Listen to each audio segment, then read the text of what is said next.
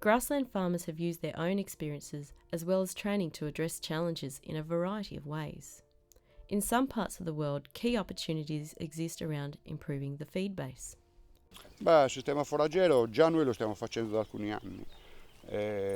Noi siamo passati da una produzione foraggera molto spinta con degli erbai annuali, però con dei costi di macchine, di carburanti, di energia molto alti e anche un mano a mano perdita di qualità anche dei terreni, a dei prati stabili migliorati che ci consentono di spendere sicuramente molto meno in termini energetici e anche, devo dire, nella massa magari abbiamo perso qualcosa, nella quantità, ma nella qualità dei pascoli devo dire che abbiamo migliorato. Quindi prima ci basavamo su una produzione molto spinta, un carico di animali molto alti, siamo tornati un po', come si può dire, all'antica, nel senso che abbiamo diminuito un po' il carico, badiamo molto a mantenere le produzioni sugli animali che abbiamo abbastanza alte. I'm looking and trying to encourage some other partners to be looking at some of the subtropical grasses and that here to take advantage of these episodic rainfall events that we get in the summer period where the phalaris and base pastures we have are pretty reluctant to respond when the average daily temperature gets above about 25 degrees, even if there's moisture there. But we want pastures that will respond very rapidly to those rainfall events because their effect doesn't necessarily last very long, and so you need to be as opportunistic about it as possible. There are also opportunities in not only what is being fed, but how. These opportunities might be in grazing management. Grazing practice has been also changed, and old tradition, and we never graze our sheep on winter pasture. But when you guys come and you told us, and we can graze our lamb on the winter pasture at the beginning, and then take off the animal, and so our winter pasture can still grow to the level and for the winter period of time. So this is also good way of fattening our lamb and also gives good income resource. But several years ago I had the opportunity to see rotational grazing firsthand in New Zealand and came back and had a small cow herd and ramped that up to at some point go do rotational grazing with daily movements and that sort of thing, which is unusual for this area. It's more of a set stock type area in Kentucky. Lots of beef cattle in Kentucky, and but as my management of pasture improved, I switched from cow-calf to stocker, and so I would take cattle and put 300 pounds on them, from 5 to 800 pounds, and then move them onto a feedlot in the Corn Belt of the U.S. Aqui a nossa área plantada é 18 hectares, dividido em 4 módulos. Cada módulo são 26 piquetes. E é um piquete para cada dia, 44 vacas, né? แต่ก่อนก็เลี้ยงแบบว่าเลี้ยงใส่หญ้าธรรมชาติแล้วก็ยามแล้งก็ปล่อยไปตามให้มันกินธรรมชาติมันแหละบัดแล้วเห็นนั่นเพิ่นปลูกหญ้าปลูกหยังแล้วก็ซอกถามว่าอยากได้หญ้ามาปลูกมาหยังนี่แหละมาเห็นแล้วมันได้ผลผลิตแล้วก็เลยต่อออกมานั่นอีกขยายออกให้มันกว้างกว่าเก่าสะดวกแบบว่าเฮาก็บ่ได้ไปแข่งผ้าแข่งคนบ่ได้ไปน้ำมันหลายแหละแบบว่าเวลาฝนตกเฮาก็เกี่ยวมาให้มันกินแล้วเฮาก็อยู่เฉยบ่แข่งฝนแข่งแดดอีกนะกินหญ้าธรรมชาติแบบว่าเฮาไปเลี้ยงในบางมื้อมันก็อิ่มบางมื้อมันก็บ่อิ่มเอากินหญ้านี่นำเฮาตัดให้มันตลอดเลยเวลานั้นมันก็อิ่มตลอดบ่มีตัวใดสิท้องบกเลยนะในการปลูกหญ้าเฮาเลี้ยงสัตว์ก็ง่ายแบบว่าเฮาก็เลี้ยงมันก็บ่ถูกปานใดหั่นนะคันว่าไผอยากปลูกก็ปลูกมีโครงการเพิ่นมาให้ปลูกแหละไปเสนอเพิ่นคันอยากปลูกแล้วก็ไปหาเพิ่น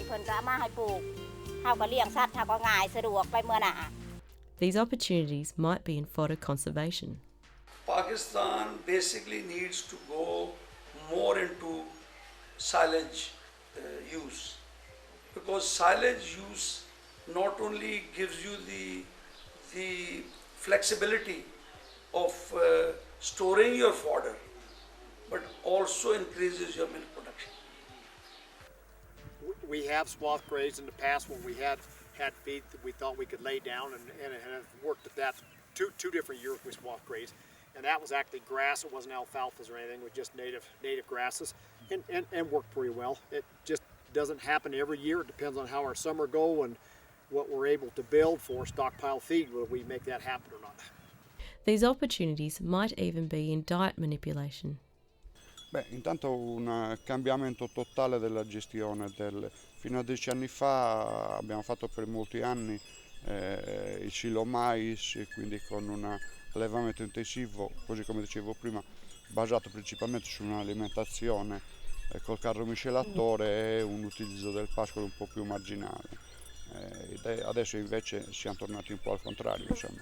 Utilizziamo al massimo il pascolo e integriamo quello che manca. Tornato i parti in modo da avere la produzione tutto l'anno. Abbiamo un mini casificio aziendale e il latte prodotto viene trasformato tutto in azienda. Improvements to the livestock base has resulted in exciting changes away from the traditional buffalo-based milking system for Mr. Watu in Pakistan.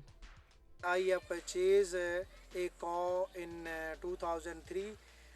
Then I'm milking that cow 42 liters per day. After that, I know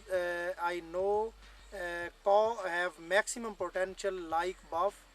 After that, I'm purchasing the dairy cows and design a shed for cows for maximum ventilated dairy farm. Farm nutrients are also being recycled to reduce household costs. This is biogas plant. We produce biogas from here and use for kitchen in my home, and that is the outlet of biogas fertilizer. We use it in our fields. Então, o esterco é recolhido lá nos galpões e é jogado toda vez que o gado sai, come o pasto, come o piquete. É mais ou menos igual o adubo químico, né? Toda vez que comeu o pasto, é jogado o adubo orgânico. É mais ou menos 600 kg por piquete. Então, a média seria 600 quilos por piquete? Por piquete, de 1.800 metros quadrados. Alternative income sources are an option for some. We've established a number of tree lots on the place where we've selected the trees down to the provenance level for their furniture timber qualities, and although it might be 20 odd years and that before they come online, that will give an ongoing supplement to our cash flows. E poi anche una trasformazione importante dal punto di vista della gestione del prodotto. Fino a 7 anni fa, 8 anni fa il latte veniva conferito in uno stabilimento cooperativo, oggi viene fatta tutta la trasformazione in azienda e la vendita dei prodotti, quindi diciamo che facciamo la produzione, tutta la filiera dalla produzione alla trasformazione e commercializzazione, tutto da noi, con impegni importanti sicuramente in termini di manodopera, e però con un valore aggiunto che fino ad oggi ci sta consentendo di rimanere in piedi. Solo con la vendita del latte si sarebbe fatta molto fatica, o meglio, si sarebbe fatta molto fatica, l'avrei potuto fare, però l'avrei potuto fare da solo, quindi con i miei figli a dover cercare altro lavoro. Insomma, qua siamo riusciti perlomeno a riuscire a lavorare in 3 persone e avere, anche se con grande difficoltà, un posto di lavoro per 3 piuttosto che per 1, o per 1 e mezzo. Das ist ein Vorteil, den die deutsche Gesetzgebung des Erneuerbaren Energiegesetzes ermöglicht hat. Als man damals investiert hat, hat man ein gewisses Risiko gesehen. Da haben wir 1 Million D-Mark damals angepackt. Aber ich war nicht in der ersten Reihe, sondern ich war eigentlich schon derjenige, der dann gesehen hat, wie es läuft und der das absolut überblicken konnte. Das ist und das hat natürlich uns auch mit in der Lage versetzt, dann Flächen zu kaufen. Ja, okay. Weil das, was wir aus der Mühle verdient haben, ist teilweise dann in Grund und Boden. Ja. There is also an opportunity for some to reduce labour intensity. Most significant change is labor input has been significantly reduced. And before, and because of fatigue of our sheep, and because the nutrition and the condition, we have to really take care each animal, and until we can get them survived. But now, we make sure that we can feed them according to the requirement, and especially during the winter. And then lambing season is easy, and also later on it's also easy. So it's a lot of labor has been saved because of management change. On Santa Luzia Farm, increasing mechanisation of the dairy, feed mixing and feed out has reduced feeding time to 2 hours in the morning and again at night. O que é importante é que cada fazenda tem que ter o seu sistema muito bem definido, aquilo que ela se propõe a fazer. Eu acho que o sistema de produção está de acordo com o potencial da fazenda, está de acordo com as habilidades do próprio pecuarista. Então, nós temos gente de sucesso nos confinamentos, nos freestyle, nós temos gente de sucesso no sistema de pasteiro, nós temos gente de sucesso nos sistemas intermediários. On a broader scale, does being a smallholder offer opportunities too? Are smaller producers in developed systems more sustainable in difficult times than larger producers? An so einem Standort mit Grünland können wir vielleicht kostengünstiger produzieren als ein Betrieb auf Mais-Futterbaubasis. Ja. So, aber das wird dann ja erst interessant, wenn es ein bisschen enger wird. Und so richtig eng haben wir es mal gehabt in 2009 und danach. Global factors appear to be producing some opportunities. Typical prices per ton in Kentucky would be $200 to $250 a ton for alfalfa orchard grass. Grass hay is fairly expensive at this point also. It's about $160 a ton. And a lot of the reason for that is the huge demand for corn and soybeans. So lots of acreage has come out of hay production and gone into corn and soybeans, thus increasing the price of the hay. There's a lot of potential for dairy farming in Pakistan. And there's a lot of potential in agriculture farming too. Because Pakistan has become probably one of the big exporters of rice in the world.